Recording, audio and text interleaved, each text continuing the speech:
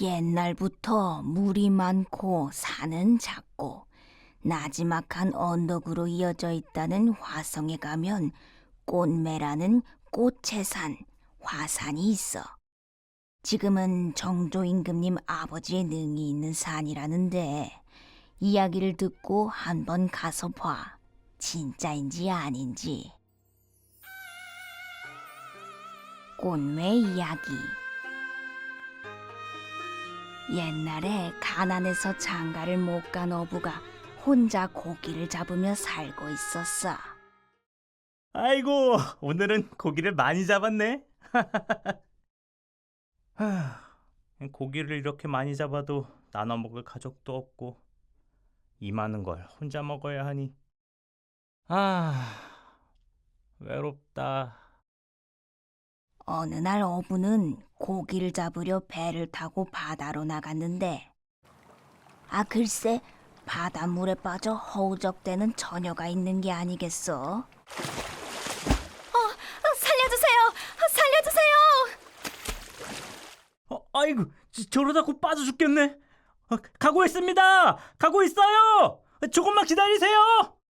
어부는 처녀를 향해 힘껏 노를 저어갔지. 자, 이걸 꼭 잡으시오.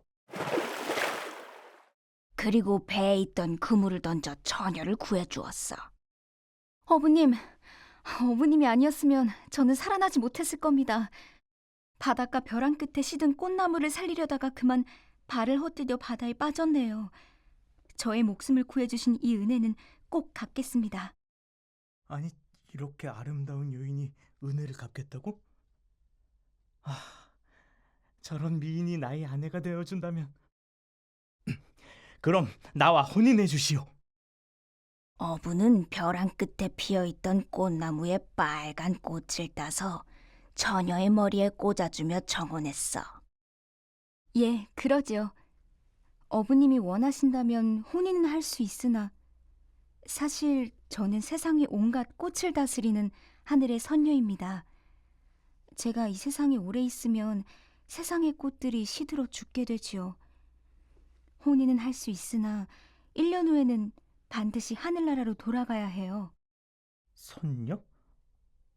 1년 후에 돌아가야 한다고? 뭐 살다 보면 알겠지.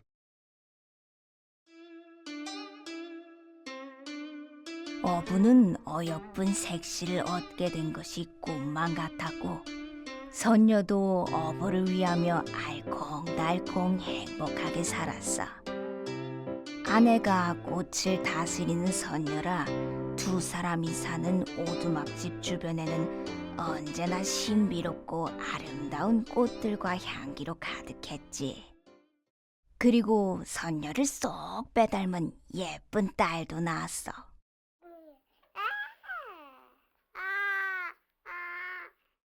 하지만 어느새 1년이 된 거야. 서방님, 저는 꽃들이 시들어 죽어 사라지기 전에 하늘나라로 돌아가야 해요. 부디 건강하시고 우리 딸을 잘 키워주세요. 정말 선녀가 맞았구려. 그럼 우리 딸은 어쩌란 말이오. 선녀와 어부는 주룩주룩 눈물만 흘렸어. 서방님 곁에 있고 싶지만 꽃들이 시들어 죽게 되면 열매를 맺지 못하게 되고 그럼 사람들이 굶게 되어요. 선녀는 어부와 딸을 남긴 채 멀고 먼 하늘나라로 돌아갔어.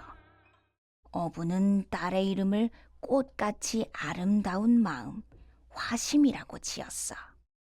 도와주시오. 우리 아이에게 젖 좀 주시오. 어부는 마을 사람들에게 젖동량을 해가며 정성을 다해 길렀지. 하지미는 무럭무럭 자라서 어느덧 혼인할 나이가 되었어. 저런 여인과 혼인한다면 안녕하세요. 꽃처럼 어여쁜 화심이와 혼인하려는 총각들이 줄을 섰어. 그 줄에 끝이 보이지 않았다나 뭐라나. 하지만 큰일이 났지 뭐야. 화심이의 아버지가 그만 이름 모를 병에 걸려 시름시름 앓게 된 거야. 하심아, 내가 시집을 가면 병든 아버지는 누가 보살피나. 혼자서 나를 이리도 곱게 키우셨는데 저는 혼인하지 않겠습니다. 병든 아버지 곁에 제가 있어야 해요. 화심이는 총각들의 청혼을 모두 거절하고 아버지를 정성껏 보살피기로 했어. 그러던 어느 날 이 고을에 새로운 사또가 부임을 해왔단다. 화심? 이 고을에서 가장 아름다운 여인이라고? 얼마나 이쁜지 내가 봐야겠다. 여봐라! 화심이를 당장 데리고 오너라! 화심이는 병든 아버지를 두고 관아로 끌려오게 되었어. 듣던 대로 아름답구나. 내 곁에 두어야겠어. 이제부터 화심이는 나의 시중을 들렸다. 사또님, 저는 사또님의 명을 받들 수 없습니다. 홀로 계신 아버지를 보살펴야 하니 집으로 보내주십시오. 화심이의 단호한 말에 사또의 얼굴이 붉으락푸르락해지기 시작했지. 감히 나의 명령을 거역해. 괘씸하군, 괘씸해. 병든 아버지를 돌봐줄 리가 없습니다. 제발 집으로 보내주세요. 뭐라? 여봐라! 저 못된 계집을 당장 사형에 처하라! 아니 들었어요? 사또가 화가 나 화심이를 처형한다고 하더라고요. 그러게요. 병든 아버지 놔두고 어떡하나. 마음 착한 하심이 불쌍해서. 화심이를 처형하기 위해 망나니가 긴 칼을 꺼내고 화심이에게 다가가자 화심이는 더 겁에 질렸어. 저기 하늘 좀 봐요. 컴컴해. 웬 빛이? 빗줄기가 이리 내려오고 있어. 갑자기 하늘이 컴컴해지고 환한 빗무리가 나타나더니 화심이를 에워싸는 거야. 아버지! 아버지!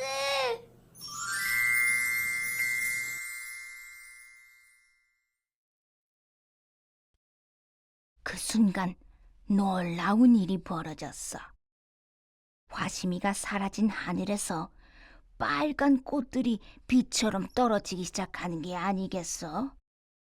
그 꽃은 어부가 선녀에게 정혼을 할 때 선녀의 머리에 꽂아주던 바로 그 꽃이었어.